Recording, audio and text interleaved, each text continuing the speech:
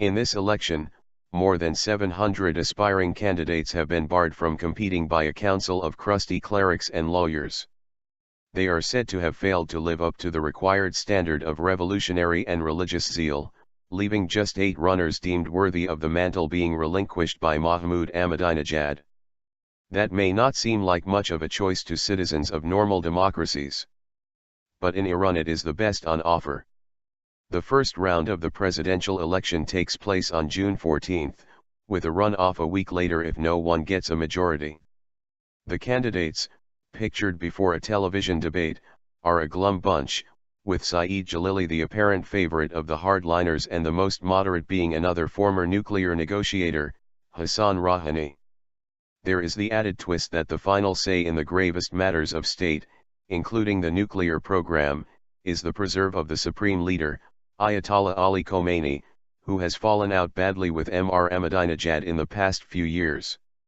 All the same, the election is a meaningful, even menacing, event and one whose outcome, on past experience, cannot be predicted. One thing to be hailed with joyful certainty is Mr Ahmadinejad's exit. To the underdogs of the world, provided they did not actually have to live in Iran, he was an engaging populist, cocking a perpetual snook at the great Satan of America and other lesser Western devils. To nearer neighbors, including the Arab Gulf monarchies and the endlessly reviled Israelis, his absurdities, including his Holocaust denials and threats against the Jewish state, were less funny. Even allowing for his limited role in controlling the centrifuges, the president can convey the mood of his country, especially in foreign forums, such as the United Nations, and in the corridors of nuclear negotiations. If anyone was liable to spark bonfires instead of dousing them, it was Mr Ahmadinejad. His effect on the economy was arguably still more dire. Iranians became a lot poorer during his presidency. Inflation by some measures is above 45% a year. Unemployment, truly reckoned, exceeds 20%.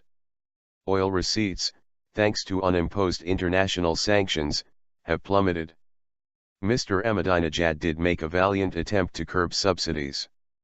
But everyone, except for the ruling elite and its ubiquitous Revolutionary Guard with its tentacular businesses, is feeling a painful pinch. 2 faces, same beard? Guessing what the candidates might do involves decoding a lot of talk about noble defiance and resistance economics. Mr Khomeini has yet to endorse anyone. But Mr Rohani, who probably has the support of much of the country's business class and more cosmopolitan types, looks a better bet than the grim-faced Mr Jalili. The chances are that Mr Rohani would be keener to open up the economy and less inclined towards wild-eyed posturing than the outgoing buffoon. On the nuclear issue it is harder to detect differences. Iran seems ever closer to getting a bomb. Were the supreme leader to die, the president would be in a 3-man temporary ruling council. But the 73-year-old Mr Khomeini seems in fair health. 4 years ago Barack Obama offered Mr Ahmadinejad an unclenched fist that was rudely rejected. Whoever wins, America's president should offer fresh talks. Anything that reminds the Iranian people of the enticements on the table is useful. But for the moment there is no reason to put away a big stick.